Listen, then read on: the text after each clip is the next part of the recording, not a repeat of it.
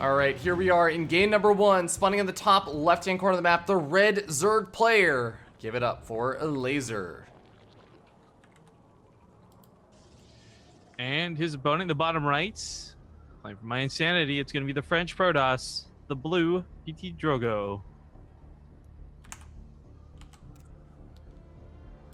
So I know that we had a mild disagreement about this in terms of like where we rank Elazer, but I think we both rank him relatively high up there. I definitely consider him he's definitely one of the better Europeans. There's no doubt in my mind about that. And in fact, I guarantee you Drogo is probably a little worried about coming into this. He's, regardless of Elazer's skill from him, because I know that's what you were going to jump into, I'm actually going to talk about Drogo's mindset. This is the guy who I feel like each day wakes up with a different like philosophy on life when it comes to StarCraft. And unfortunately right now, at least in the recent days that we've seen him, he's really not been enjoying having to deal with Zerg. He's been far from a balance miner, but he has been someone who's been very, we'll say, public with how much he doesn't like this particular race. Yeah, and that can always cause some problems. It's funny. I feel like there are players that do that, but still do relatively well. Like Scarlet is actually one of the players that I would say she complains quite a bit about Protoss, but she actually still does pretty well against them. Would you say PtitDrogo is like one of those players that you think struggles a bit versus Zerg, or just sort of complains about it but still really just stomps over a majority of them? I think Drogo's one of these guys where, like, first off, I hesitate to even use the word complain or anything like that, but he's somebody who, like, if he's going to win a game, he's going to do it in a very dominating fashion. It won't be close and it won't be scrappy. But if he's going to lose, it's going to be the same way. Like, I've got high hopes for him because I know from casting him frequently, from seeing him in a lot of cups, for the fact that he won a friggin' DreamHack this year after all. Like, he's got what it takes, but I don't know if it'll be enough against somebody like Elazer, who's probably, for him, this is a way bigger deal than it is for Drogo.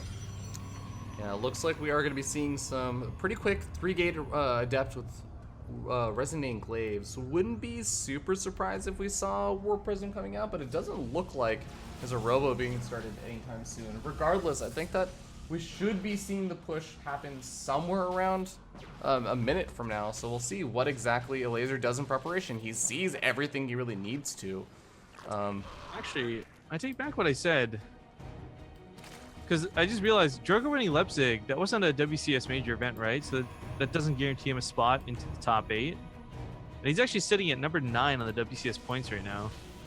Oh, this is a pretty important tournament for him then. With Violet ahead of him by 400 points. Who is still going to be playing later on today, I believe, right? Yeah, I mean, for both of them, they want the deepest run possible, but I guess also there's the Copa event maybe that they can make up that difference on. I didn't realize how close this running was actually being for him. Well, we'll end up seeing a bunch of these Adepts are going to be making their way in as Resonating Glaives is finished up, and the Adepts are shading over toward the main base, seeing that there's nothing over at the third. No reason not to stick around. The natural expansion, and already getting a decent number of worker kills, considering there's just no defenses up yet. Roach is going to be popping out soon, but oh my god, the drones are still mining at the natural. He's not leaving them. I feel like this is not even like a big all-in. This was, yes, 3-gate, very fast Resonating Glaives. This has already done enough damage, I think. He could lose all these Adepts at this point. Well, I mean, obviously he doesn't want to, but 18 workers killed. He's got a third expansion. That's a lot of workers dead. And the best part was, like, that wasn't even something that was so committed out of Drogo that now he's behind for it. Like, he's up that third base, he's up a significant amount of workers, and his army still stands. Yeah, he still needs to make sure he gets out that Immortal as soon as possible as he chronicles that out, because he doesn't want to die as some sort of counterattack, but I mean, the counterattack is going to be pretty pathetic. It's a handful of roaches. Potion Overcharge alone with like 2 or 3 of these units would be able to deal with this. Nice trying to focus fire down that sentry, but good pullback from PtitDrogo, keeps it alive and ends up not losing a single unit over there. The only units that he's lost were some of those Adepts with the attack. And honestly, it feels like Elazer at this point is pretty much all in, and I think he knows it. He's pumping out as many Zerglings as possible, getting up his Galileo Reconstitution with some Ravagers, and I think he's just gonna try and go for it, but losing a bunch of those Roaches also really hurt his push. Oh man, he's gonna lose even more now.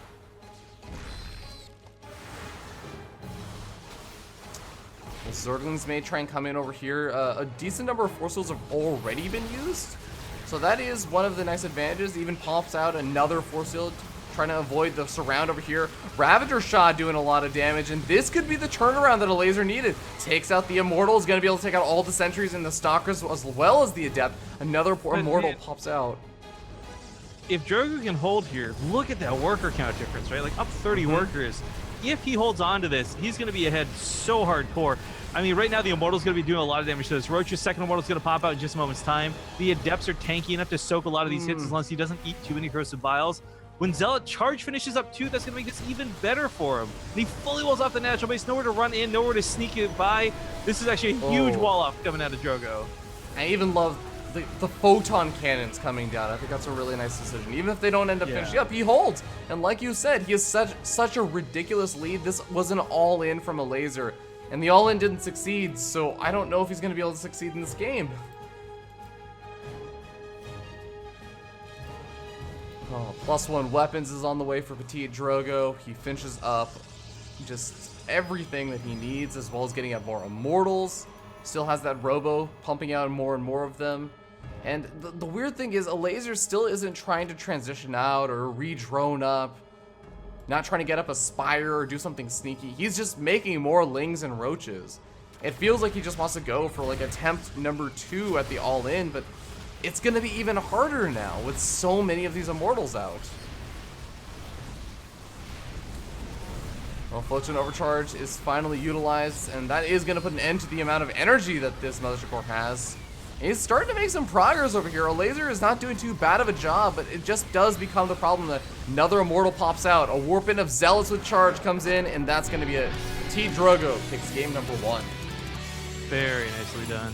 That worker kill count early on, I mean, I don't know whether Elazer was planning to have to attack like that or not, but that forced him to. That gave Drogo control.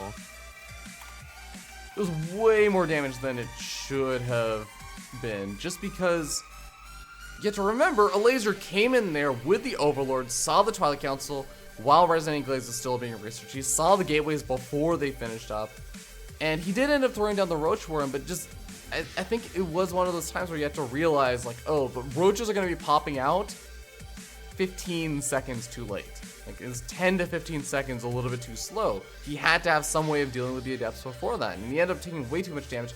I think also partially just due to the fact that he like transferred his drones out, but then he transferred them back way too early and ended up just eating even more losses than you needed to. I mean, you could maybe get away with like 8 to even 9 drones and still be not exactly in a great position, but an okay spot in that situation. Losing almost 20 workers, that's a bit too much. Yeah, goes from recoverable to unrecoverable pretty quick. Okay, well, next so map 2 is going to be King Sejong Station. And this is definitely one of those maps where I'm always like a little bit surprised at how fast. Okay, PtitDrogo, Protoss, race.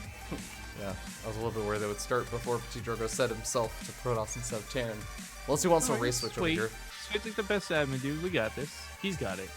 There we go. Alright, here we go into game number 2. See you guys at King Sejong Station.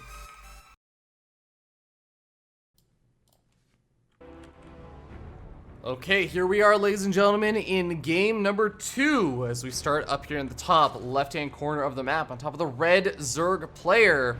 Currently sitting down 0-1, as well as 1-4 in series score. Give it up for Elazer.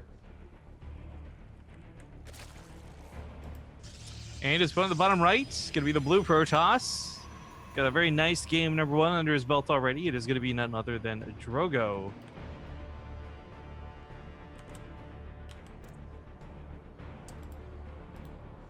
Okay, got a low ground gateway expansion, something that a lot of players like to do on this map just because it is such a large ramp. You just want to get started on that wall in as early as possible. Always a little bit susceptible to some of the early pool openings and everything, but looks like Elazer's not going to be trying to mix any of those in. Yeah, I don't know that Elazer is actually going to bust out any sort of cheese versus Drogo in a series like this. If anything, he's probably a lot better off just using all-ins or some variety of them. Mm-hmm.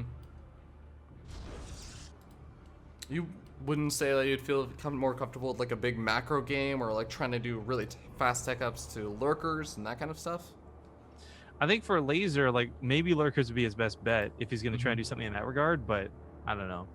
I don't think we're going to see anything that's like last game with the Roach Ravager all in, that was forced. That wasn't something I think he was aiming for by any means. Yeah, absolutely. Well, one thing I will say that has definitely been creeping its way slowly but surely, and I say very slowly because as a Protoss player, I feel like it's one of those things where I watch Zerg players, and I'm like, why aren't more Zerg players doing this? This is so abusive. But the lurker drops have proven to be incredibly effective against a lot of Protoss players. So I'd love to. It's an interesting thing too because they do take this, call it degree of finesse. You can't just lurker drop. It requires a bit of distraction. You watch players like Nurcho do like those 3-pronged attacks. It looks so cool because he's also doing that, and it can be really, it can be super scary. But I think the problem is like it's really hard to actually pull off and invest your attention to do that. Yeah, absolutely. I mean, it does require some of that attention, dropping the lurker, burrowing it. Of course, Protoss player, one of the big reasons why it's caused so many problems for Protoss players is that roboxility time is so important for them. They're continuously trying to pump out immortals and immortals and more immortals, getting out maybe 1 or 2, maybe 2 observers just to get some of that creep spread cleaned up. But you don't have a lot of detection, and not many Protoss players really want to invest into building photon cannons at every single one of their bases. At least not nearly as much in the early stages of the game, and oftentimes in the later stages, you don't really remember unless there's something like Mutals coming out and you're just unprepared for it. So it does catch a lot of Protoss players off guard, and it also requires a fairly big unit investment to actually deal with. You can't just warp in like 2 or 3 Zelds or something to deal with it. They'll get cleaned up pretty quickly. You gotta warp in maybe like a handful of stalkers. You gotta spread them out. It takes a lot of APM specifically. And you gotta compare that to something like a Baneling drop, which is really easy to pull off because like it doesn't take nearly as much. And I think that's why it's the preferred route for a lot of strategies. Yeah. We do have a 3rd expansion already down for Elazer. Nothing super surprising. This is a Zerg versus Protoss matchup, but I am more curious when PtitDrogo is going to try and grab a 3rd expansion. He does have a roboxility on the way, as well as the 3 warp gates finishing up. He decides to go for the warp prism and follow this up with the resonating glaives. Yeah, then this should be hitting in about 30 seconds, and I think that this game, Elazer's getting out the Roach Warren much earlier on. He's going to have the Roaches out much earlier on, and he should be better equipped than the game number 1 to deal with something like this. Handful Zergan's also going to scout out that 3rd expansion, which of course should be able to protect it just fine. But most importantly, I would say, is that he scouts out all the adepts moving around, so he's good to know exactly what's coming at him. He's going to maybe produce a few less drones and focus a bit more on those roaches. And actually going to go out to try and meet these adepts before they throw out another one of those shades. Just pushes them back a little bit further. Overall though, Adept's not really able to make a whole lot happen. Granted, they're still waiting for the Warp Prism to actually help let him attack at multiple different sides, multiple different angles. He does shade over to the 3rd expansion at the same time that the Warp Prism moves into the natural expansion. He's already getting a couple of work kills, but most of the drones have run away. This is the big moment though, where he starts attacking at multiple different sides. The natural expansion, the shades do finish up, and he keeps warping some more in, but he also sends some units over to the main base, and it's just attacks at so many different places. Elazer is having a hard time. So many workers going down for this too. I mean, that's 20 kills already. This is gonna hurt. Again, Elazer forced in that position where maybe he didn't want to have to go for a Roach Ravager all in, but he might just have to. But I will say one big difference between this game, even though he's getting more workers killed than the last game, and it seems like it's still devastating damage, and I will agree, it is devastating damage. This game was a much bigger investment for PtitDrogo. He went for the Warp Prism, he went and warped in a lot more adepts, and this game, he may have a harder time defending something like a 3rd expansion. It may be more difficult, and that all-in may be more effective for Elazer. I don't know. It's no matter what. Like I'm gonna be the balance winner for a moment here, right? Like no matter what you're throwing at him when it comes to numbers of roaches, The fact is, there's Immortals waiting. And Immortals and Sentries are so freaking good against Roaches. I feel like you really could do the story of 300, right? Hot gates, all that good stuff. 5 Immortals to take on like 500 Roaches. Given the right opportunity, given the right circumstances with Sentries. As we see, they just get obliterated upon arriving. Yeah. I really don't think that he should be moving with pure Roaches. I think if he's going to do this, you have to make 4 or 5 Ravagers. You have to find the resources for that. And you have to be throwing out the Crystal Biles, knocking out the pylons, not forcing those Immortals back or trying to pop their shields. We're going to instead see a Baneling Nest, though, as well as +1 melee attack. So even though he's made a lot of Roaches, it seems like he's invested into the Roach tech. He is going to be making a transition out, and maybe Baneling drops is what he needs, not necessarily trying to just go for the big all-in, but just trying to counter damage with his own form of harassment.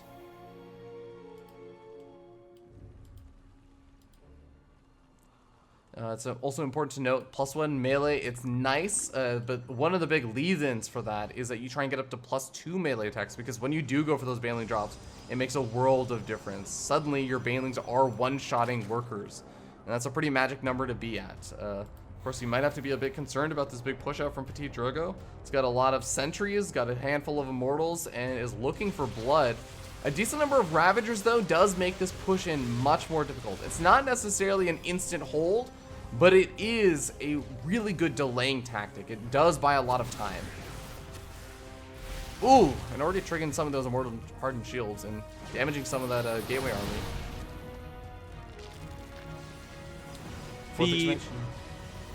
Who is it? Patience. Patience is a player who actually has that off of autocast to avoid things like that, which is just kind of a cool thing to note. Not a lot of players do it, but the Corsair Biles get some pretty good hits. They get most of the front lines. The Sentries managed to live through it, however. Baneling's morphing in, desperately going to try and get on that front line, going to try and get a connection to those Sentries, but they've used most of their force fields. It doesn't really matter if they die at this point. The Immortal's still going strong, a couple of them getting a bit low. Drogo might be dedicating a bit much. Look at that army supply difference now for your Dragon. Oh no, the Corsair Biles can start going down on top of the War Prism. It does go down, and all the Immortals are going down with it. It had units inside of it. And that's a hold for Elazer. He also holds on to his 4th expansion. I want to note behind all this, he had droned up quite heavily, and now he's pumping out nothing but Zerglings and Roaches, getting out a Spire, and these Zerglings are with +1 melee attack. They are going to be hitting quite hard on all those Stalkers. You know, I got to give it to Elazer. Having taken so many drone losses early on from being in such a rough position, I did not expect him to recover. I was just kind of rolling my eyes saying, okay, easy 2-0, but he's done a great job bringing it back. The +1 melee weapons is going to be huge for, of course, the Zerglings, but the Banelings also benefit from it too. Let's not forget. They'll take out the Stalkers and the depth. Anything they splash on, it's just good splash damage. Get to the heart of the army, take out that top side. Drogo holding out with that overcharge, but now it's gone. Yeah, the Banelings going off on the Stalkers, not entirely ideal. You do want those to go off on the Adepts, and finally gets a couple, but not really getting them all clumped up. It's still going to be enough, though. Takes out the Mothership Core. Immortal and the Adepts are on an all-out retreat. This 4th expansion is going down. I mean, I like the idea of not giving up the probes, but losing the base is still going to be the same as losing the game. He just can't recover off this. He doesn't have the money for it. Yeah, and Elazer smells blood. He's not even going to worry about that 4th expansion. Leaves a couple of Zerglings to take care of it. But the rest of the army is going for the jugular as he takes out the remaining units that exist. Going to morph in a couple of Ravagers with the weakened Roaches, and he should be able to continue to push on through. If he even gets actually on top of that Cybernetics core, it could be problems. GG. I just want to point out there, like, Chad's nailed it with this comment. Like, Drogo ate a lot of Corsair Biles up there in the north on his way back home. Like, I'm not sure what was going on that he chose. He chose, I feel like, not to move out of them either. There's like no effort. He just kind of sat through it. So I don't know if he didn't see it, if the settings on the computer are borked, or what the deal is. But that was not a good game from him. Yeah. I think we're going to have to a really short break before we get into game number 3. So we'll see you guys in just a little bit. We're moving on to game number 3, and we're starting up here in the top left-hand corner of the map. Frost on top of the blue Protoss player. Give it up for PtitDrogo. Oh, man. Oh, any French people watching are going to hate you. In the bottom right, it's going to be the red Zerg player, Elazer.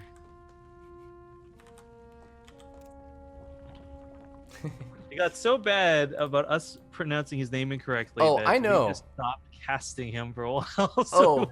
I know, but I specifically waited until he had an interview Someone asked, what is the proper way to pronounce it? He specifically said, anything that doesn't involve using the word tit.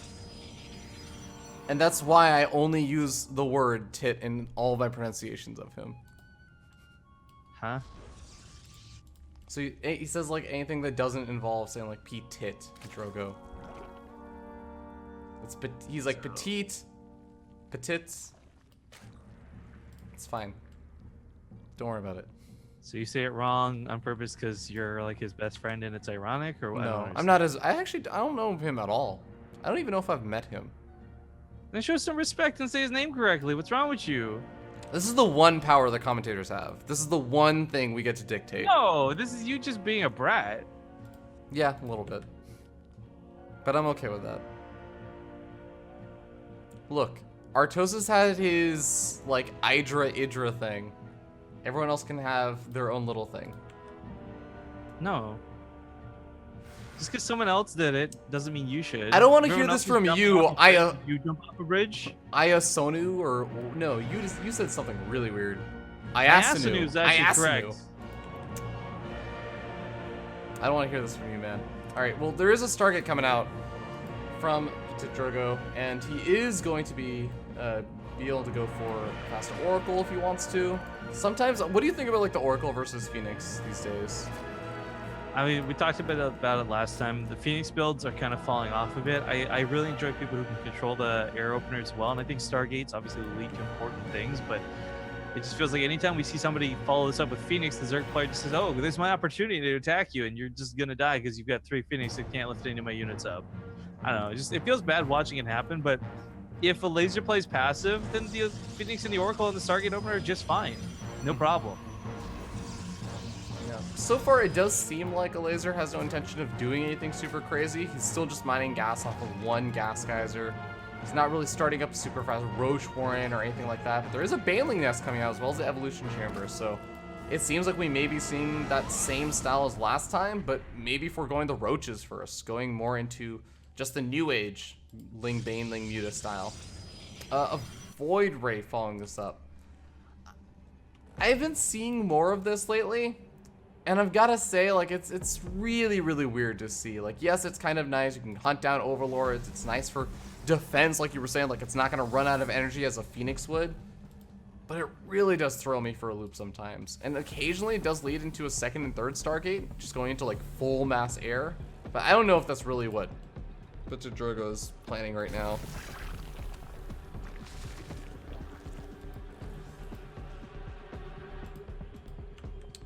Pure Dragon, I got a question for you unrelated to StarCraft. Am I gonna regret answering this? Assuming for a moment that you ate macaroni and cheese. I do not eat ketchup on macaroni and cheese. That is disgusting, and you should feel bad for it. What's wrong with you? I don't know why I'm so alone on this one, man. This is something I've done my whole life. It's delicious. It's amazing. Look, I will admit, too much on it's disgusting. Because I'm allergic to cheese, that's like one thing. I don't have macaroni and cheese in general. And I have had ketchup on macaroni, but it was disgusting. And I'd rather put pasta sauce or something on it. You know, I think Americans just have the wrong type of ketchup. I think is what it comes down to. I think Americans have the best ketchup. I think that Americans are like known for their ketchup. Oh, actually, do we have the same brands? Is it just Heinz for you guys too? Yeah, it's just Heinz. But I mean, America, you think of America, you think of ketchup. We got ketchup chips, ketchup and macaroni. Ketchup is like a really great tool. Oh, this wow. is a nice catch. This is actually a huge catch. Not only is this going to faster, Overlord, potentially, but it also makes sure that this just doesn't execute the drop you wanted it to. We talked a little bit about this last series, right? How easy this drop is to do versus lurker drops, but even the easiest drop, as we see, gets pushed away.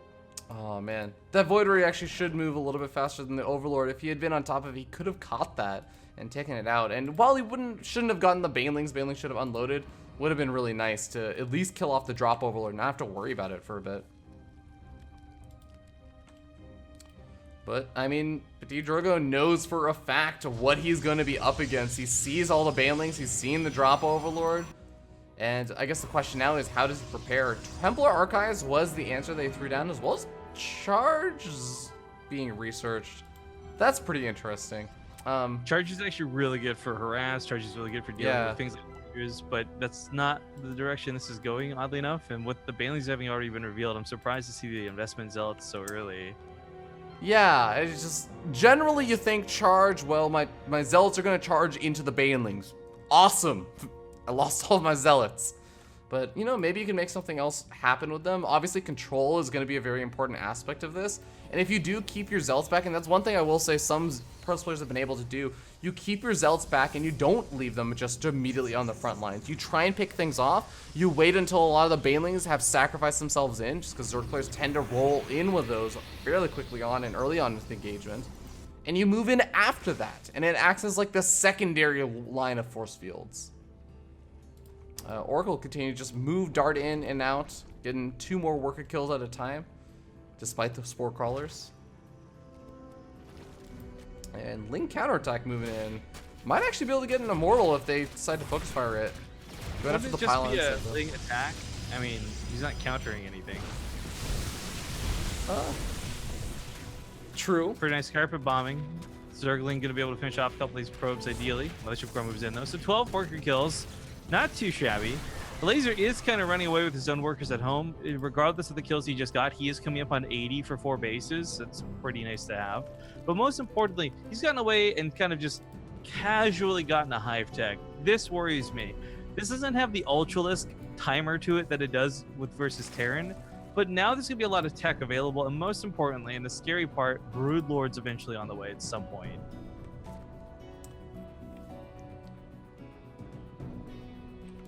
Following this up further, though, he takes another base northwards, heading towards that 5th. Lots of banelings down. Do want to note that the +2 weapons now complete for melee allow the banelings to one-shot probes. So if he does continue with the drops, he's going to get a lot of workers for a lot more cost efficiency. Zerg attack over at the north side, also doing a good amount of damage, killing off a couple of workers, but also just drawing the army around and potentially opening up an opportunity for the rest of the Roaches and Ravagers, as well as the Zerglings and Banelings, to move in over to the 3rd expansion. Cannons are actually going to buy a little bit of time, which is cool. Overcharge as well, but the Banelings got me just question mark. I mean, there's a lot of zealots. This could be really good. You know, look at Heroes and Battles on the Void if you can. Attack on the north side, going to run in. Not a lot to kill, but it'll kill what there is. Yeah, getting a couple of workers is definitely nice. I mean, it's not exactly totally free damage, but it is mostly free damage, killing off a few workers here and there with the Zerglings. And just buying, I guess, forcing PtitDrogo to spend a bit of an APM cleaning all this up, dealing with all the different attacks in so many different places. But yeah, Ultralisk Cavern and Greater Spire, both on the way. Zealot's gonna be warped in over here though, and Focus Fire down the Ultralisk Cavern, that's gonna go down pretty quickly. At the same time, he should have vision of the Greater Spire, and he should be able to go for it if he decides to, but looks like he's gonna get cleaned up pretty quickly. Carapace upgrades are in even numbers with the weapon upgrades for these Zealots, so the Zealot's not gonna fare amazingly well versus the Zerglings, but in a choke point, still gonna do pretty damn well.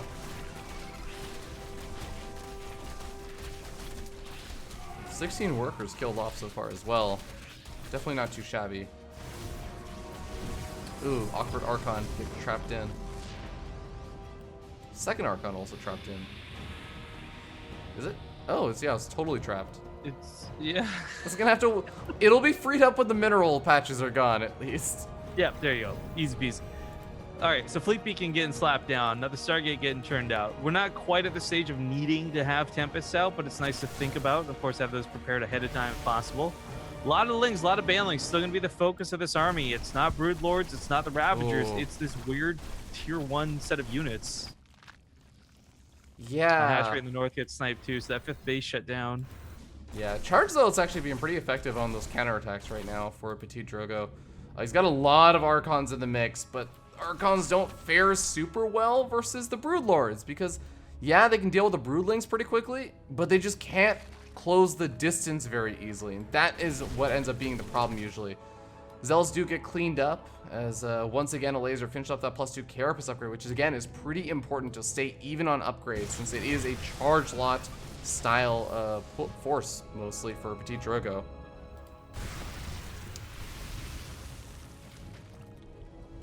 Oracle scouts out those Broodlords, and now suddenly we do end up seeing those Tempests being made, as well as the Mothership being morphed in. Mothership takes an exorbitant amount of time to be made, 71 seconds, but he should have it just in time for when the Broodlords decide to actually push in. And I really like this wall in over here from PtitDrogo. Photon Cannon much safer. Even if it does get taken out, it buys us substantially more time than before.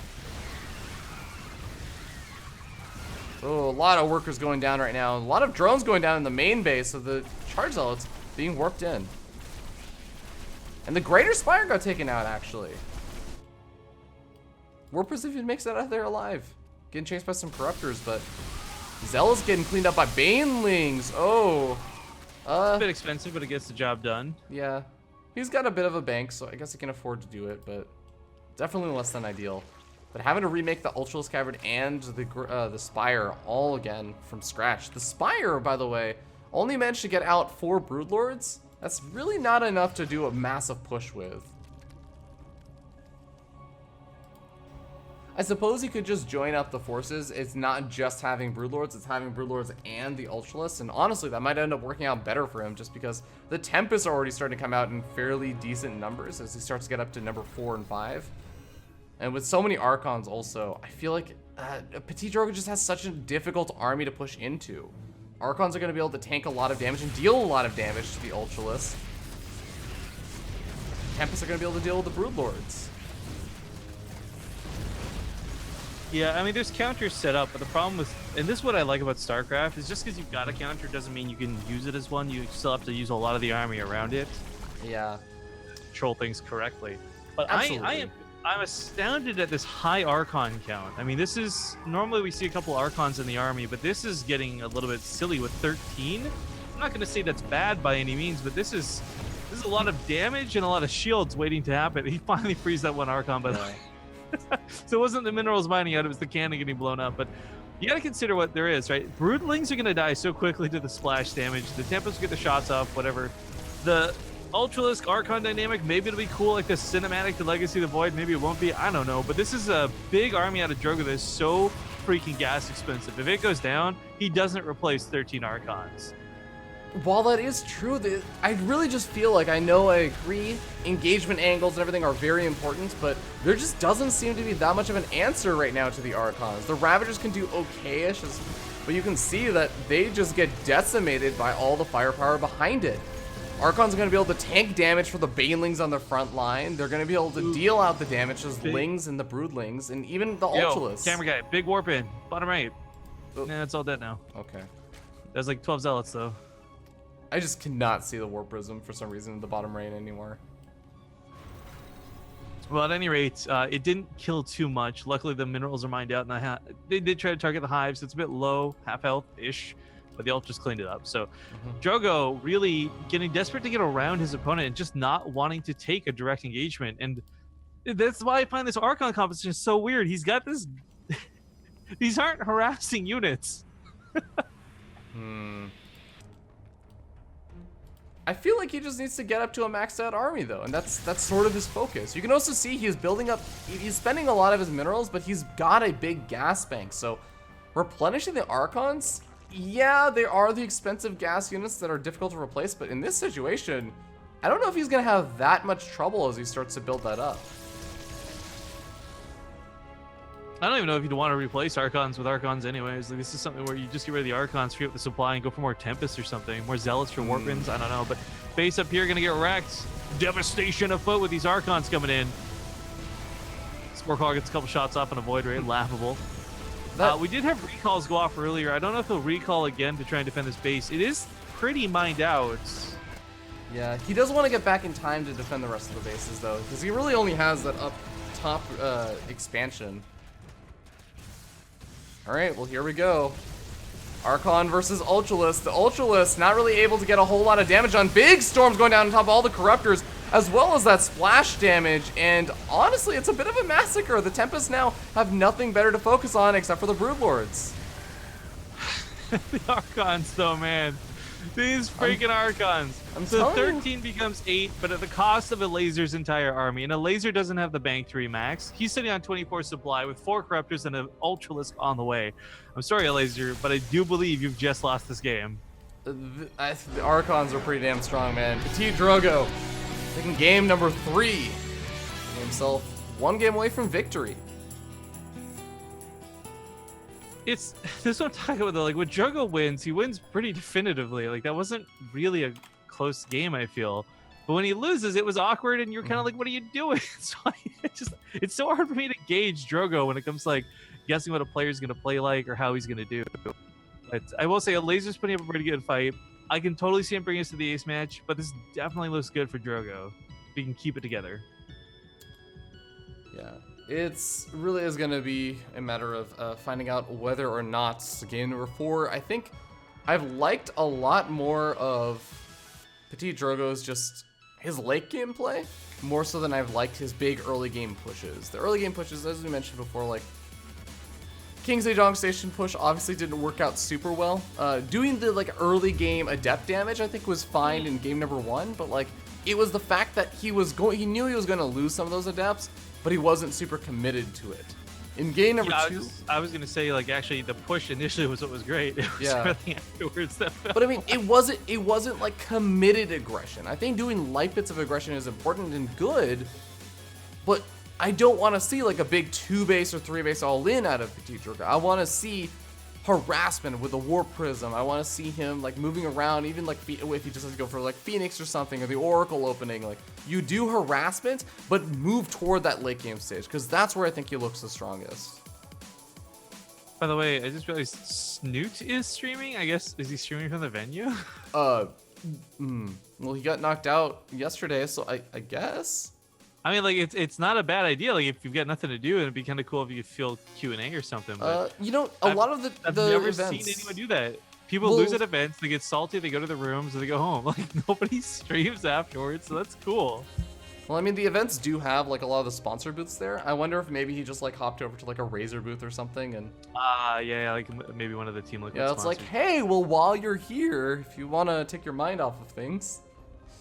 Yeah, or you might actually just be obligated to. I don't know. Yeah, it'd be interesting to find out, but spawn down here in the bottom left-hand corner of the map, we do have the red Zerg player. Currently sitting down 1 and 2. Give it up for Elazer. And of course, currently winning the series, Vive la France! It's going to be the blue Protoss PtitDrogo. Actually, here's a bit of an odd question.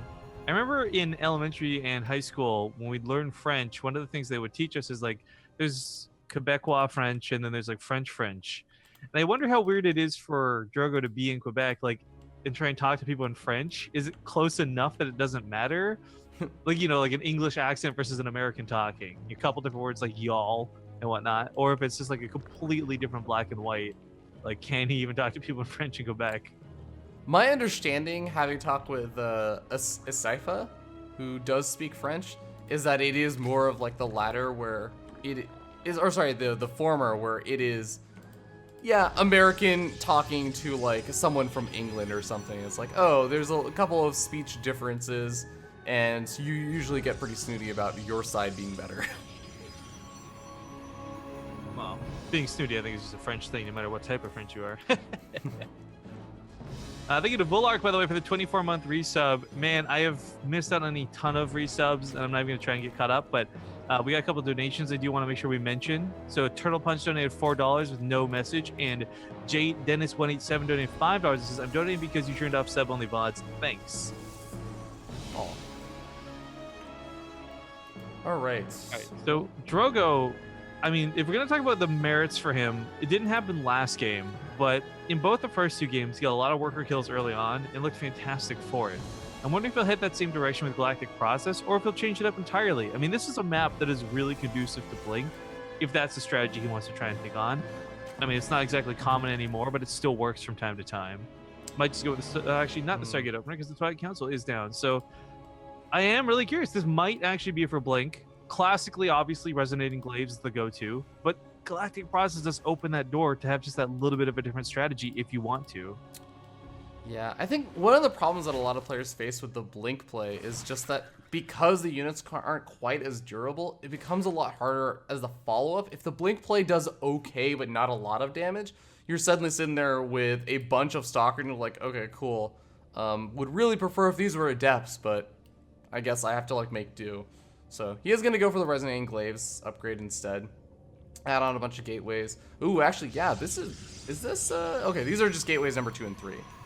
So this does look like it's gonna be a pretty similar opening to game number 2 on Frozen Temple. No, that was game number 1. I'm actually, no. King Sejong Station, sorry, I'm just blanking out on stuff. King Sejong Station's build with the 3 gates Warp Prism play. Well, we'll see if Elazer opts to go for the Roach Warren and the Baneling Nest, because he has been mixing it up between the two. As the series has gone on, he's opted to go more toward the Baneling Nest style, but looks like the Roach Warren is thrown down. I'm a little bit worried about this Roach Warren timing. Just, it's not an extreme worry, but I think that it may just be coming down a little bit too late. I'm not entirely sure. We'll have to wait and see. The timing is going to be very, very close, though, for when this Adept pressure hits.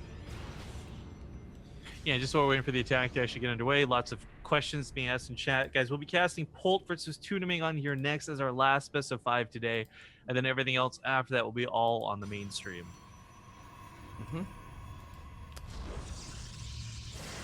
Alright, well, Roach Warren finishes up. 7 roaches are started as the Adepts make their way across the map. It looks like the roaches should be out in time, especially since these Adepts are busy chasing a Zergling around. But this is definitely one of the maps where it's a bit harder to make some of that Adept damage happen until the Warp Prism actually gets out and starts helping out with the aggression, just because there's only one real pathway for the units to shade into the main or the natural or the third. You have to move up that main ramp. After that, there are some really, really nice things that you can do, picking up the Adepts over the 3rd expansion, moving over the main base, but the Queens, especially with that added range, makes it a lot easier. Zerg counterattack over on the other side of the map does try to get a little bit of damage done, but Photon Overcharge pushes those guys back. And double Queens over at the 3rd already. Adepts are already going to have a bit of a hard time getting a lot done. Focus firing them down, but Queen's got a full surround on this Warp Prism. It's going to have to sit over here in the dead airspace. But this is the annoying thing about the Warp Prism. While it sits here and is a little bit low initially. Oh, actually, the Queen's going to pick it up. Never mind. 8 range Queens. Okay, very nice. I was going to say if it was out of range, you could have regenerated shields and then been able to dance around, but that's actually not good for Drogo. He was actually going to have to rely a little bit on that Warp Prism. Yeah, there seriously is a big reliance on that Warp Prism, because now Elazer he gets away scot-free. Only lost, what, 2 drones total? 2 drones for the Warp Prism and all those Adepts. Definitely worth it. And now he can just take a 4th expansion. He doesn't have to worry about any aggression. He can play a bit greedy behind this, pump out a bunch of roaches now, and just try to look to put some pressure on. Do whatever damage he can. Doesn't want to overcommit to anything, though, as Global Reconstitution still finishing up, and the Baneling Nest is finished up with Centrifugal Hooks on the way as well.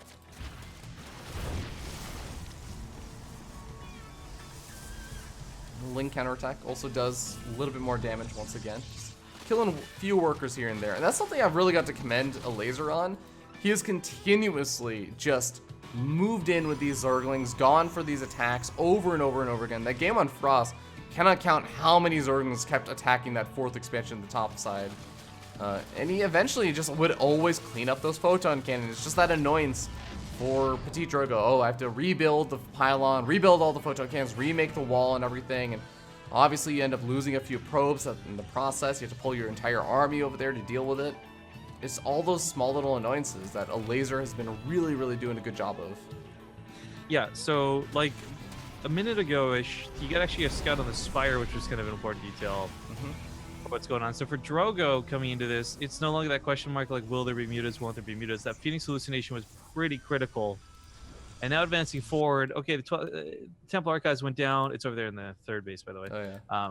Templar Archives went down. He's going to have some Archons. Maybe we'll see 13 again, laughably so. I don't know, but oh, these Banelings and these Zerglings going to get us around. We might not have a chance for him to get to that far in the game. Big attack out of Elazer.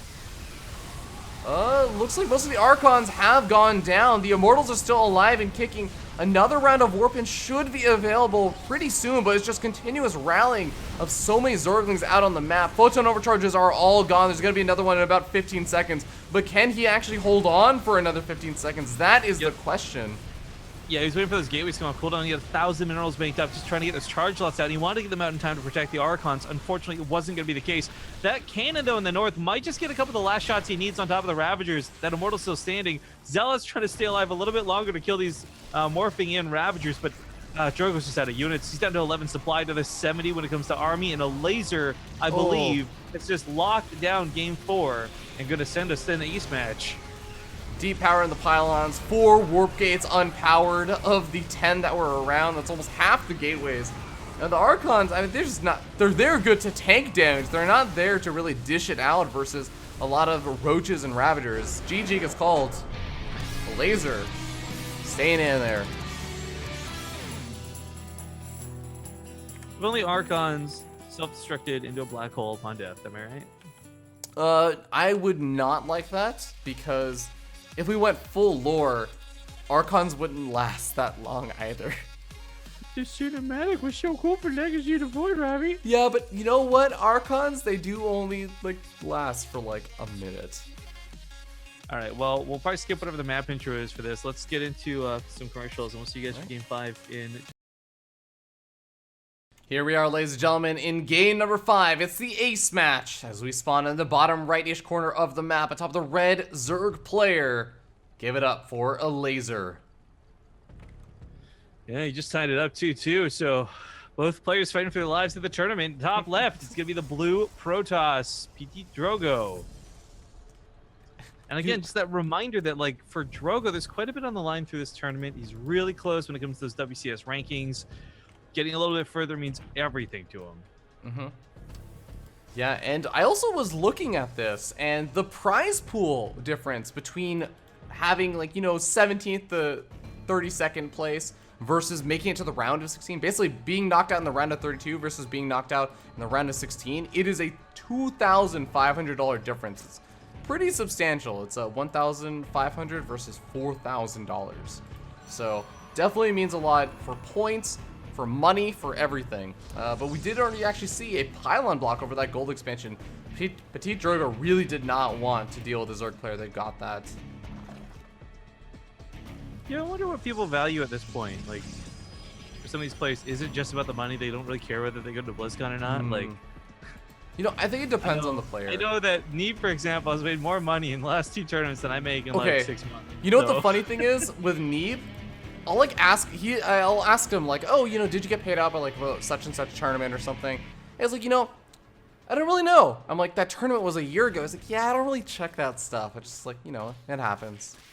It goes to my People parents. who just play the game for the passion of playing the game disgust me. Make some money, damn it.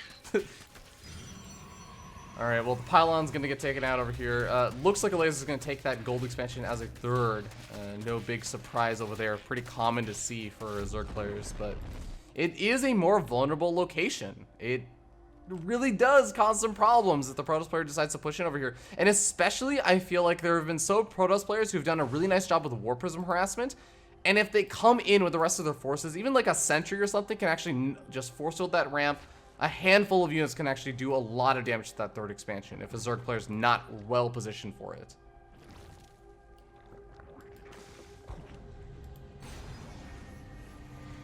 Well, I just want to point out that Elazer might have a bit of trouble on his hands with taking the gold base like he is.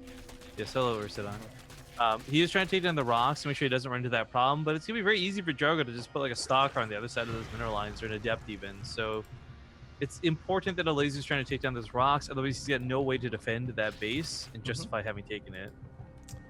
Yeah, PtitDrogo's not trying to send an adept that way. The one danger about that is, especially if you're up against a Zerg that obviously has speed research, which is 99% of the time, if you do commit the stalker over there, you oftentimes end up just losing the stalker once those rocks are knocked down. So you have to be very careful about that. You have to keep an eye on those rocks if you decide to do something like that. Looks like PtitDrogo just has no interest in doing so. And in fact, he's playing out Deslan Station, honestly, very similar to how you would just play out a lot of other maps. Just slight little rearrangement in where he puts his buildings, but it's going to be 3-gate adept pressure with Resonating Enclaves. No Robo for the Warp Prism, but he also takes a fast 3rd expansion behind it, so I don't really know if he needs a fast warp endpoint with a Warp Prism that badly. All right, Rocks get knocked down, but now he's gonna have to be dealing with this another type of pressure. It's gonna be the Adepts moving in, and But they get up again. They ain't never gonna keep me down. No? No one else thinking that? Just me? no, Alright. no. I don't even know what song that was. I get knocked down. Oh. But I get up again. No? You've never heard that before? I know that song. It's just that usually I don't even recognize the lyrics. Oh, Roach is coming out. Danny's boy. Roach is coming out in fairly decent numbers. They should be able to force the cancel over here for the Resonating Glaives Adepts, and Zorglings also get forced back. But Lair is eventually started up over here for Elazer. What do you think about grabbing like the really far back Lair? Like, I always have been a fan of like the Zerg players who grab the Lair tech with one of the forward expansions, just because having that extra health on the hatchery, it always does feel like it buys them a little bit more time. I guess it depends what type of player you're playing against. Drogo's actually been pretty consistently doing drops in the Zealot Warp Bins to snipe off hives and things. I don't think it'll matter too much. If it's a player who's not doing that, then yeah, I'd say front line's just as fine, just as good. But okay, as we get into the fight, I mean, this is looking pretty good for Drogo initially. He's got a lot of free shots off of that mothership core too. She hasn't had to burn this overcharge, just 2 of them ready to go. And Immortal about to pop out on the front line. And unlike these previous games where Drogo was just eating every corrosive bile, he's taking a hit here and there, but he's at least actively dodging some of them. Yeah, keeping the sentries alive at least, and he does force Elazer back for now. Elazer knocking down those backdoor rocks, but PtitDrogo has vision of it. He's going to be warping in a Stalker to try and deal with those Zorglings, just because rocks with 3 armor really don't go down too quickly to Zorglings that basically are doing 2 damage a hit. Well, here comes the Hydralistan. For the first time in this series, in game number 5, we're starting to see the teching up to what I assume will be Lurkers, but this is a damn good map for Lurkers. Even if it's not Lurkers, it's getting to the point of Hydras. I think we saw them briefly in like one of the games, but like they really haven't had an impact in any of these matches. Ooh, segmenting off 2 of the Ravagers. Really nicely done over there. Yeah, good start. Of course, while this goes on, if those rocks... Actually, they won't get there. No, this is Soccer. Nice response. I was going to mention that Drogo's banking quite a bit of money right now. My question is, what's this heading towards? He's not producing another Immortal. He's not continuing to produce Immortals. In fact, it's a Robo Bay that gets slapped down, and he's going to be going for what I presume is Disruptors. Yeah, it's not really going to be spending that mineral bank. He doesn't exactly have like charge or anything coming out. I guess the Adepts are going to be where most of that those minerals are going to be going. So they are fairly gas light units, but well, he's pushing it out across the map. Ooh, both of the Immortal shields get triggered over there with that Corrosive Bile. That was a really nice one. And that's going to make it a lot harder to engage in over here, especially since Elazer is now the one that's going to be controlling that choke point. Oh, one Ravager doing some nice damage on the other side of that gold expansion. Forcing some probes off the line. For a little bit. Probably wants to move in and actually attack some of the workers. Okay. 3 workers killed. So this game, by the way, being, despite the little bit of like faux pressure, a little bit more passive than I expected even coming out the back end of it. And we do have the attack wrapper on the north side. We got attack set up in the middle of the map. It's going to be hard for Drogo to be in a couple of places at the same time. But the wall in the Sim City and the extra warp-ins he'll have available should be able to take care of the north. Although, as I say this, he just warped in 8 Adepts into the middle of the map. Oh boy, that's going to be problematic. He immediately throws out another photon cannon at that other area, getting ready for the big push in. He doesn't have the money. Like, he's got the money, but he doesn't have the cooldowns to make anything. Looks like a little bit of War Prism harassment, killing off some workers, and that does force a lot of Elazer's army back into his 3rd expansion, or his natural expansion. So that buys him a lot of time, and it gives him the opportunity to just try and get around to defend that other side. Twilight Council does get knocked down, but Twilight Council, I mean, it would have been nice to maybe research Blink or Charge if he was really going to look to go into that, but it doesn't seem like that was going to be a big focus. Lurkers being morphed on that north side, though, that could be really, really nice potential for some damage. Even just like picking away at those buildings will open up another avenue of attack, but a lot of more photon cannons and pylons going down. It's going to be very difficult to break this angle. Yeah, I like the investment in static defense up there too. Middle of the map, Disruptors looking for some nice hits. Lurkers or whatever for the north side. Disruptors barely missing out in the middle. Gonna cancel those and back on away. The Disruptors can trade up for the Lurkers as well, but there's no observer. Oh, there's no detection here. He just walks right to the Lurker shots. Oh boy, he's gonna be making 2 Disruptors right now. Immediately after that, he's got to start queuing up those observers, and there they are. Needs one for each side because those lurkers, they've taken out all the photon cans at the top side. There's no detection for them. He's relying on the disruptor shots. That's it. That's all he has. I feel like Elazer has held lurkers back to be a somewhat last game secret weapon when they would be the natural go-to for every other player in every other match. So I mean, it's funny watching Drogo stumble over this, but it's actually kind of understandable because he hasn't had to deal with them in any of the previous games, any of the 4 matches leading into this. Oh, lurkers burrowing a little bit further forward. Where are those 2 observers? He had 2 on the way. He has 1 observer over the north side, but that does leave the south side completely barren. He's going to be relying on the disruptors still, which, not going to lie, at this choke point is a pretty good decision. Not going to be able to throw out any force fields, though, it seems like. Guardian Shield coming down just to reduce some of that damage. It seems like he has a big enough army over here, and he's going to be pulling back with the remainder of his main army at the north side. The observer's out, and he should be able to deal with the lurkers with the disruptor, but I actually think Elazer's got to pull back now. Zerg corpses are pretty gross to look at when they die. The disruptors barely missed. I don't know how, too. Those shots should have killed at least 2 of them. Yeah. Barely kills 1. Keeps on. Oh my god. This lurker. Slowly. Disruptors on the front line, all getting really low. He's got to be careful with these very expensive, very critical units. Yeah. I mean, disruptors are not going to be what makes or breaks the game, but if he loses them all, then that's not even a chance to fight in the first place.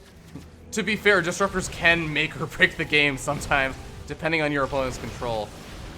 So far, it just seems like PtitDrogo has a little bit too much, and especially now that we're in a more choked up area, there's not a lot of room to maneuver. It's gonna be a lot harder for these lurkers to really get well spread out and not just eat up the same hits that the Hydralisks are taking. So this is where we start trading out money for cooldowns. And for Drogo, obviously, it doesn't cost him anything to fire the disruptor shots, or at least it shouldn't. He's doing something wrong if it does. But it's the costs for Elazer. And this is where that base in the top right is really important. He needs the money, frankly. His bank isn't so bad right now, but he needs to be able to consistently keep producing these lurkers. Force out 2 shots and that like almost 1 minute cooldown for each one of them. Yeah, but with 2 disruptors coming out at a time, as long as he, as you said before, keeps these disruptors alive, this is what's important about them. He's up to almost 8 disruptors, and we're at the point where he can almost continuously lob out disruptor shots. Well, cost efficiency is going to be a bigger game for Drogo than I realized. He doesn't actually have a 4th started yet. Oh, yeah, and that gold expansion mines out really, really quickly. He might want to take that left-handed 4th expansion that's behind the gold expansion, especially since he opened up the area, but the north side is... Whoa, he forces out an entire recall! With just total a handful recall. of Hydralisks. Alright, well, Disruptor in the center. Gonna get surrounded. Killed off a lot of Zerglings, but... Well, he's still taking damage on the north side, and the Mushroom looks like it might end up falling. Disruptor Shot does clean that up, but at the same time, holds at the bottom side as well. PtitDrogo, he's hurting on money, but he seems to still be trading out really cost efficiently. So the recall was a little bit awkward, but as we can see, he's clearly recovered off of it, so not too big of a deal. My concern for this, though, is what does the Elazer do? Like, if the Elazer's just going to keep trying to make lurkers, he's just going to slowly bleed this game out. I feel one of the problems we're seeing right now is there's no attempt to get Vipers. There's no extra element to this game. And I think Drogo's got it at this point. It's too far gone. Half the army supply. Lurkers come in. Disruptors almost kill his own army. Oh, that was some very awkward miscontrol that could have gone very badly very quickly. But the Adepts look like they're going to be enough. The Stalkers are getting the shots thanks to the detection. And, of course, these Disruptors continue to fire as they come off cooldown. Yeah, there's some Ling attack on the other side of the map, and a couple of probes are going to die. But Drogo, it's just dominated the army here. I mean, it's a couple Hydras coming at a time. It's just really not enough. Yeah. I will say is that a lot of the Disruptors have been going down, though, and yeah, PtitDrogo's doing an absurd amount of damage, and I don't know if Elazer can actually recover from this. Things are definitely favoring PtitDrogo. I will say, like, he is gradually starting to lose his army, although more Disruptors come into the fray. GG gets called. Drogo! Taking the game. And the series. Yeah, congratulations. We'll see Drogo in that round of 8, excuse me. Yeah. So round of 16. Of course, we won't be casting that. That'll be up on the DreamHack main stage. But up next for us is going to be Pult versus Tudaming, guys. One last best of 5 here on BaseTradeTV. I want to thank you guys all for tuning in. I hope you've enjoyed this show so far. We got one more series, and then we're done. We'll host DreamHack after it's all said and done. You guys can enjoy the rest of the show still here on BaseTradeTV. So ad time, break time, and we'll see you guys in probably 10 to 15-ish minutes with what'll be the final best of 5. Polt versus Tudaming.